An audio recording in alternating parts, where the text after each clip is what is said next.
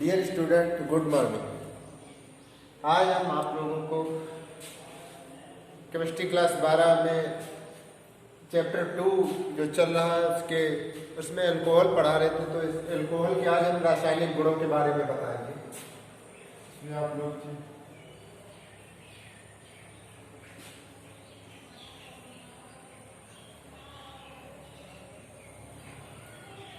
Chapter 2 में अल्कोहलों के रासायनिक गुण।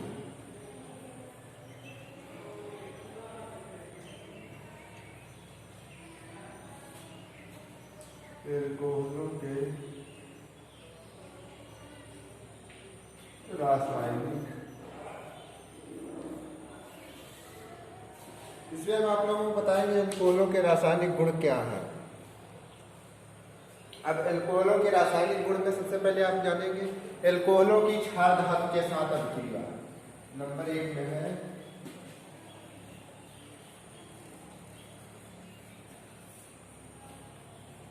अल्कोहलों की क्षार धातु के साथ अभिक्रिया। तो आप लोग इसमें जो लिखा है अल्कोहलों की क्षार धातु के साथ में अभिक्रिया, तो इसमें आप लोग जानेंगे सबसे पहले कि क्षार धातुएं क्या होती है। तो क्षार धातुओं के अंतर्गत जब आवर्त सारणी आप लोगों ने पढ़ी होगी तो उसमें जो डिवाइडेशन हुआ है एस ब्लॉक के तत्व, बी ब्लॉक के तत्व और डी ब्लॉक के तत्व तथा एफ ब्लॉक के तत्व, उसमें एस ब्लॉक के तत्व में क्षारीय धातु या क्षारीय मर्दा धातुओं को रखा गया है। तो उसमें क्षारीय धातुएं जो है ये है लिथियम, सोडियम, ये क्षारीय धातुएं हैं आपकी क्षारीय धातुएं। तो इसमें जो लिखा है अल्कोहलों की क्षार धातु के साथ में अभिक्रिया, तो इन्हीं क्षारीय धातुओं के साथ में जो अभिक्रिया होगी अल्कोहलों की वही इसके रासायनिक गुण को प्रदर्शित करेगा। तो इसमें से हम किसी को भी ले लें, मान लिया हमने सोडियम को ले लिया है, सोडियम को, तो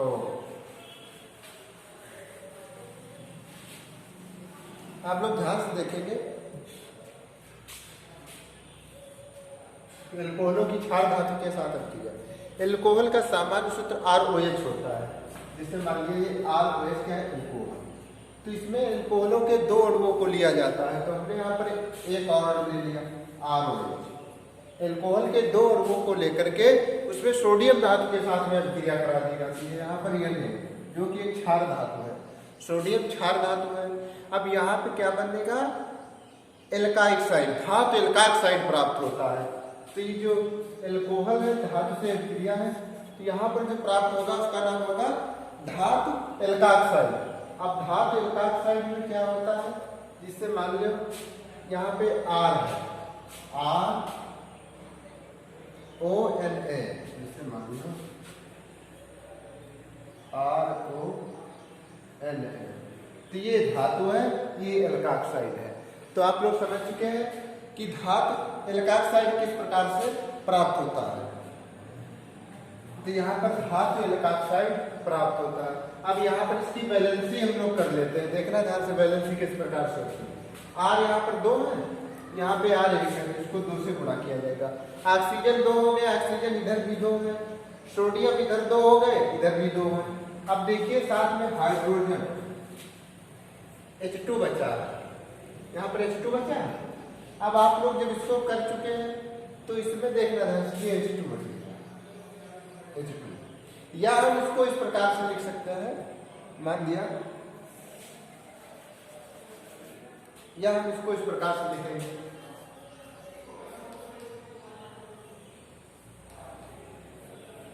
ROH हमने लिख दिया और ये 2 से गुणित हो गया, ROH लिख के 2 से गुणित कर दिया। तो अब आप लोग इसमें देख चुके हैं अल्कोहलों की जो क्षार धातु के साथ अभिक्रिया है, ये जो फार्मूला है, मतलब ये जो रिएक्शन है बहुत ही इंपॉर्टेंट है। अब इसी के अनुसार आगे की भी रिएक्शन होगी। आप लोग जान रहे हैं कि R बराबर क्या होता है, R बराबर CH3 होता है, C2H5 होता है, C3H7 होता है। इसके बाद ये एल्किल समूह है, और एरिल समूह में देखिए आप लोग इसको एल्किल समूह R कहते हैं। R एल्किल समूह R होता है, इसके साथ में एक एरिल समूह होता है, वो AR होता है। AR जो है ये एल्यूसॉल है जिसमें C6H5 होता है, CH2 C6H5 होता है, फेनिल है ये बेंजीन है, एक फेनिल हो गया एक बेंजीन हो गया। तो हमने जो आप लोगों को ये बताया इसी में से कोई एक हम ले रहे हैं यहाँ पर। मान लिया आप लोग ध्यान से देखेंगे, मान लिया हमने यहाँ पर मेथिल ले लिया है, तो यहाँ पे आर की जगह पर हमने मेथिल ले लिया है, हाथ के साथ में दिया होगा इसकी, और इसके दो अणु ले रहे हैं, यहाँ पे बनेगा सोडियम और CH3,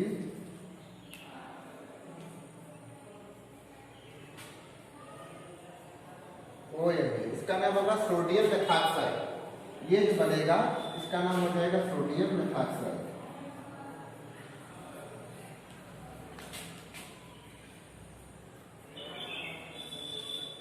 अब आप लोग देख रहे हैं यहाँ पे सोडियम मेथॉक्साइड बन चुका है, इधर मेथिल अल्कोहल दूसरे मल्टीपल है जिसको 2 से गुणा किए कर रहे हैं, सोडियम धातु जो है यहाँ पे इसका भी 2 हो गया तो हम यहाँ पर 2 लिख रहे हैं। अब आप लोग यहाँ पर ध्यान से देखेंगे यहाँ पे H हाइड्रोजन के 2 अणु, हाइड्रोजन के 2 परमाणु जो कि एक अणु के रूप में यहाँ पर बाहर निकल रहा है।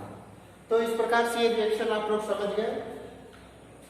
तो एल्कोहलों की क्षार धातु के साथ जो अभिक्रिया है उसमें रिएक्शन, अब इसमें आप लोग थ्योरी के तौर पर यही लिखेंगे जो आप लोग थ्योरी के तौर पर लिखेंगे, उसमें थ्योरी के तौर पर आप लोगों को यही लिखना है कि जब एल्कोहलों की क्षार धातुओं के साथ में अभिक्रिया होती है तब धातु एल्काक्साइड प्राप्त होता है तथा हाइड्रोजन गैस मुक्त होती है। तो ये पहले वाली रिएक्शन की थ्योरी हो गई। और फिर नंबर 1 आप लोग पॉइंट वाइज लिखेंगे, आगे नंबर 1 डाल करके लिखेंगे कि मेथिल अल्कोहल की अभिक्रिया सोडियम धातु के साथ में कराने पर, मेथिल अल्कोहल की अभिक्रिया सोडियम धातु के साथ में कराने पर सोडियम मेथॉक्साइड तथा सह उत्पाद के रूप में हाइड्रोजन गैस मुक्त होती है। क्या होता है? सोडियम मेथॉक्साइड प्राप्त होता है तथा सह उत्पाद के रूप में हाइड्रोजन गैस यहाँ पर मुक्त हो रही है। तो आप लोग यहाँ पर देख रहे हैं, तो ये नंबर 1 हो गया। अब नंबर 2 में आप लोग यहाँ पर लिखेंगे, या नंबर 2 लिखेंगे, उसमें नंबर 2 में आप लोगों को यही लिखना है, नंबर 2 में यही लिखना है कि एथिल अल्कोहल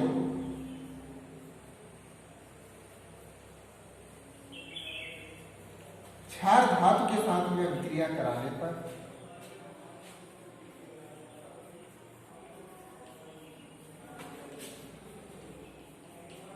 एथिल अल्कोहल की अभिक्रिया क्षार धातु के साथ कराने पर सोडियम मेथॉक्साइड प्राप्त होता है। अब इसमें हम बैलेंसी एक में जिस प्रकार से बताई बैलेंसी बिल्कुल इसी प्रकार से हुई। तो दूसरी रिएक्शन जो है इस प्रकार से होगी, आप लोग देख रहे हैं। जो दूसरी रिएक्शन इस प्रकार से होगी, इसमें थ्योरी के तौर पे आप लोगों को यही लिखना है कि एथिल अल्कोहल की अभिक्रिया सोडियम धातु के साथ में कराने पर, एथिल अल्कोहल की अभिक्रिया सोडियम धातु के साथ में कराने पर सोडियम मेथॉक्साइड प्राप्त होता है तथा हाइड्रोजन गैस मुक्त होती है। तो आप लोगों ने अल्कोहलों की जो क्षार धातु के साथ अभिक्रिया देखी वो इस प्रकार से है। अब इसके बाद में आप लोग जानेंगे अल्कोहलों की धातु एमाइड के साथ में अभिक्रिया। तो तब तक के लिए हम इसको मिटा लेंगे।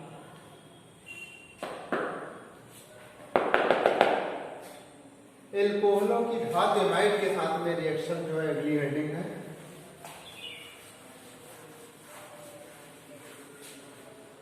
अब धातु एमाइड में सोडियमाइड होता है, पोटेशियमाइड होता है।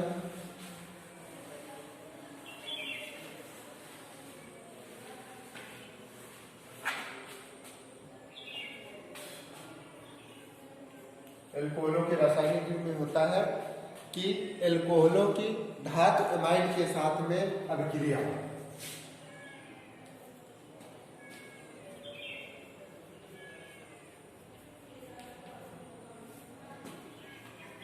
एल्कोहलों की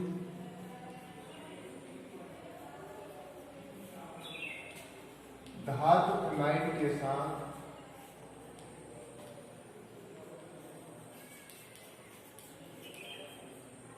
अभिक्रिया।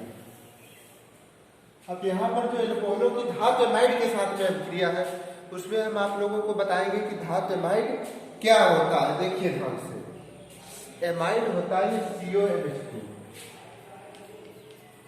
कार्बोनिल समूह में जुड़ा एमीन समूह, कार्बोनिल समूह में जुड़ा एमीन समूह धातु एमाइड कहलाता है। यहाँ पर हम लोग देख रहे हैं ये क्या है, एमाइड है। यहाँ पर इसको हम लोग एमाइड कहते हैं, एमाइड।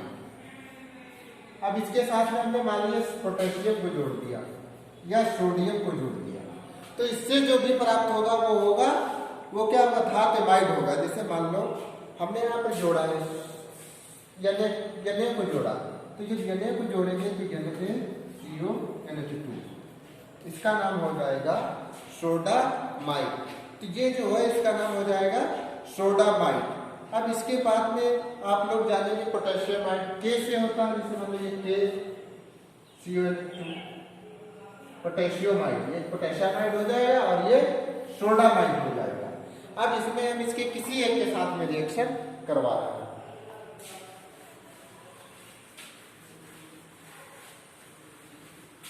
मान लिया हमने यहां पर ले लिया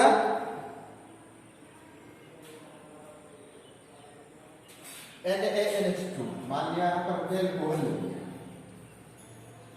ROH एल्कोहल ले लिया। अब आप लोग देखेंगे जब यहाँ पर एल्कोहल ले लिया गया, अब सोडामाइड का हमने बताया है कि धातु एमाइड में जैसे NaCONH2 या KCONH2, इसमें से किसी का एक लेंगे, तो हमने मान लिया यहाँ पर NaCONH2 ले लिया, ठीक है, NaCONH2 ले लिया। अब आप लोग यहाँ पर देखेंगे कि किस प्रकार से क्या प्राप्त हो रहा है। देखिए RONA, इसमें भी धातु एल्काक्साइड जरूर प्राप्त होगा, और इसके साथ में धातु एल्काक्साइड के साथ में जो धातु एल्काक्साइड प्राप्त होता है, तो देखना किस प्रकार से, तो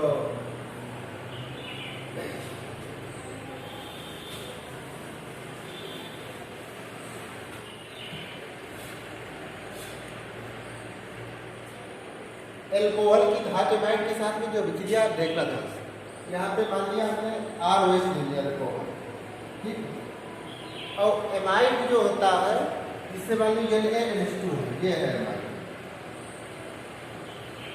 CO समूह नहीं लगेगा, वो अलग हो जाता है, इसलिए सोडामाइड इसको कहते हैं NaNH2। अब हमने इसमें देखा है ध्यान से, अगर इसको हम उल्टा लिख दें तो आप और अच्छे से समझ जाएंगे। जैसे मान लो ROH है, इसको हम इधर इस तरीके से लिख देंगे H2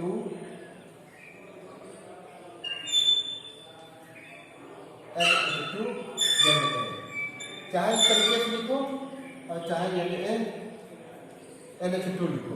अब देखना ध्यान से, चाहे इस तरीके से लिखो चाहे इस तरीके से लिखो।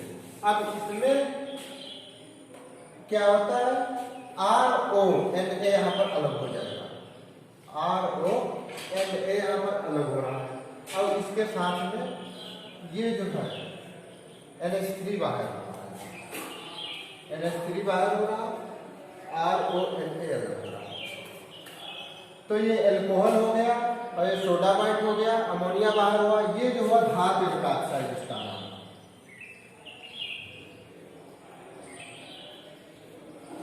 धातु एल्काक्साइड यहाँ पर प्राप्त हो रहा है। अब इसके बाद में हम आप लोगों को बता रहे हैं कि जैसे फिर से कोई एल्कोहल ले लीजिए, यहाँ पर मान लिया हमने CH3 OH मेथिल एल्कोहल ले लिया यहाँ पर, ठीक, ये मेथिल एल्कोहल ले लिया CH3 में। अब इस मेथिल एल्कोहल की अभिक्रिया अमोनिया के मेथिल एल्कोहल की अभिक्रिया सोडामाइड के साथ में करा। अब सोडामाइड के साथ में कराने पर क्या होता है, चाहे यही लिख लो फिर से, NaNH2, इसको उल्टा करके लिखा है सोडामाइड। अब इसमें आप लोग देखेंगे जब हमने इसको उल्टा करके लिखा है कि यहाँ पर ये जो है ये अमोनिया गैस यहाँ पर प्राप्त हो रही है, देखना ध्यान से, यहाँ पर NH3, अब यहाँ पर क्या है, अमोनिया पर गैस प्राप्त हो रही है। ध्यान से देखें, यहाँ का नाइट्रोजन परमाणु, ये 2 हाइड्रोजन परमाणु और ये 1 हाइड्रोजन परमाणु मिलकर के यहाँ पर अमोनिया, और यहाँ पर CH3ONA, CH3ONA यहाँ पर बचा है, तो हम लोग यहाँ पर लिखेंगे CH3, तो इसका नाम हो जाएगा सोडियम मेथॉक्साइड।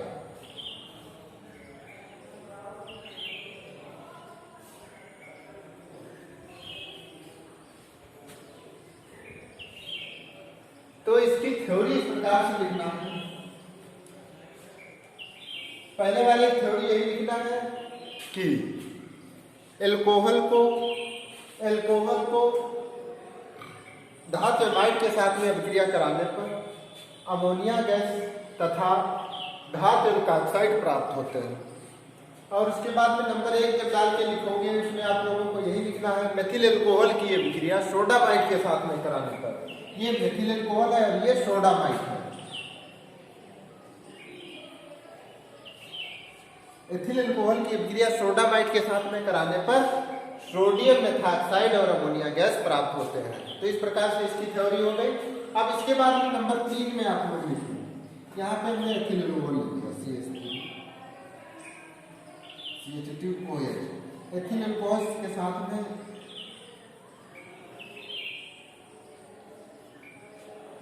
इसका नाम सोडामाइड, इसमें भी सोडामाइड ले लिया हमने। और ये क्या है, ये एथिल एल्कोहल।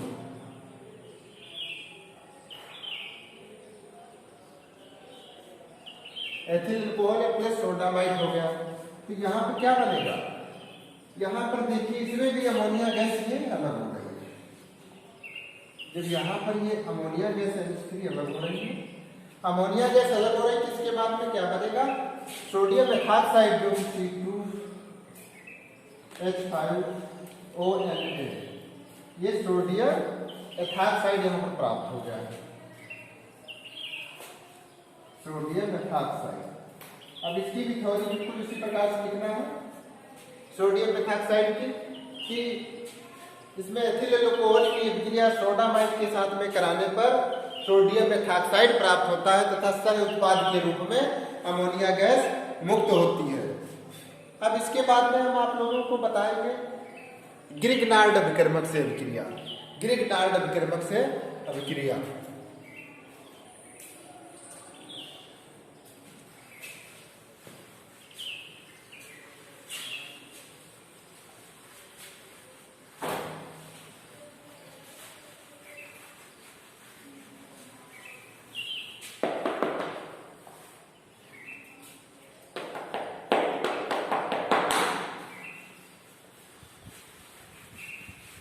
ग्रिग्नार्ड अभिकर्मक के साथ में अभिक्रिया ली है।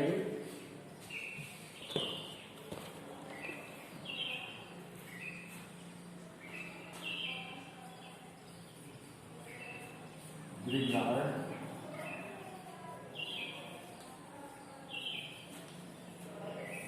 अभिकर्मक के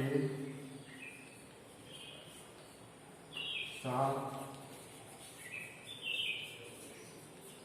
अभिक्रिया। अब देखिए ग्रिग्नार्ड अभिकर्मक साथ में अभिक्रिया है किसकी, अल्कोहल की।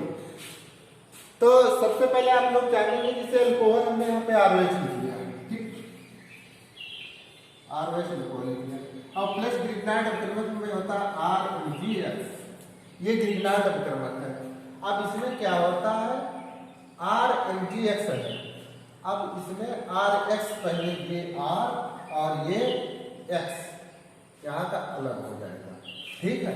अब जो भी बचेगा वो उत्पाद के रूप में यहाँ पर बनता है। तो हम सबसे पहले आप लोग जाने ग्रिग्नार्ड अभिकर्मक क्या है। ग्रिग्नार्ड अभिकर्मक में हम आप लोगों को ये बताएंगे, ग्रिग्नार्ड अभिकर्मक में सबसे पहले हम आप लोगों को ये बताएंगे जैसे ग्रिग्नार्ड अभिकर्मक क्या होता है। जैसे मान लो R है, ये Mg है और ये X है। तो इसमें आप लोग देखेंगे एल्किल समूह है, मैग्नीशियम धातु है तथा हैलाइड है। तो मैग्नीशियम धातु है तथा हैलाइड है। तो इसमें आप लोग यही जानेंगे कि किस प्रकार से ये यहाँ पर मतलब किस प्रकार से इसको यहाँ पे रखा गया है। तो R जो होता है ग्रिग्नार्ड अभिकर्मक में, R मान लिया, R की जगह पे होता है CH3, C2H5 C3H7। उसके बाद में यहाँ पर X, R जो देखिए R की जगह पे ये हो गया, और इसके बाद में X है, X की जगह पर होता है Cl Br IF। अब यहाँ पर Cl Br IF हो गया। तब इससे जितने भी जो भी उत्पाद बने गए, मान लिया यहाँ पर CH3 लिख लिया, Mg हो गया, Cl हो गया, ठीक है, C2H5 हो गया, Mg हो गया, Br हो गया, ठीक है, CH3 हो गया, Mg हो गया, यहाँ पर Cl लिख लिया, इसके बाद यहाँ पर CH5 लिख लिया, Mg लिख लिया, I लिख लिया। तो इस प्रकार से इसमें ग्रिग्नार्ड अपक्रमण के सदस्य कई होते हैं।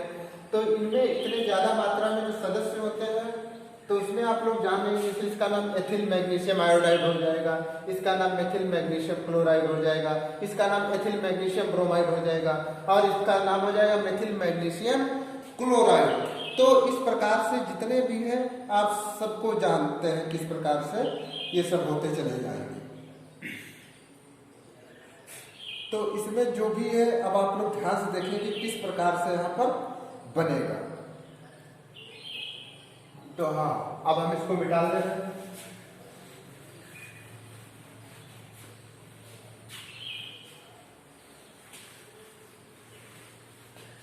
हाँ, तो इसका जो सामान्य सूत्र है आप लोग इसमें यही लिखेंगे ध्यान से किस प्रकार से एल्केन यहाँ पर प्राप्त होगी। जैसे मान लीजिए यहाँ पर ये ROH एल्कोहल है, ठीक है, मान लिया ये एल्कोहल है। अब इसकी क्रिया ग्रिग्नार्ड अपक्रमण के साथ में होती है। अब हमने बताया ग्रिग्नार्ड अपक्रमण कहाँ पर है, देखना ध्यान से। अभी RMgX इसके बारे में बताया, इससे कई सूत्र किस प्रकार से प्राप्त हो रहे हैं। अब आप लोगों को यहाँ पर केवल यही करना है, इसका R और इसका H लेना है। यहाँ पर R और H आ गया। अब प्लस में क्या बचेगा, ROMgX। ये जो बनेगा ये एक उत्पाद के रूप में हो जाएगा, ये जो भी बनेगा वो एक उत्पाद के रूप में हो जाएगा। अब आप लोग देखेंगे यहाँ पर किस प्रकार से एक उत्पाद के रूप में बन जाएगा। इसी प्रकार से कई रिएक्शनें हो जाएंगी। इसे CH3OH प्लस CH3MgCl। अब आप लोग देख रहे हैं CH3H एल्केन बनेगा, CH4 और प्लस के बजाय CH3O MgCl, CH3O MgCl। तो आज के लिए बस इतना ही। अब अगले नेक्स्ट वीडियो में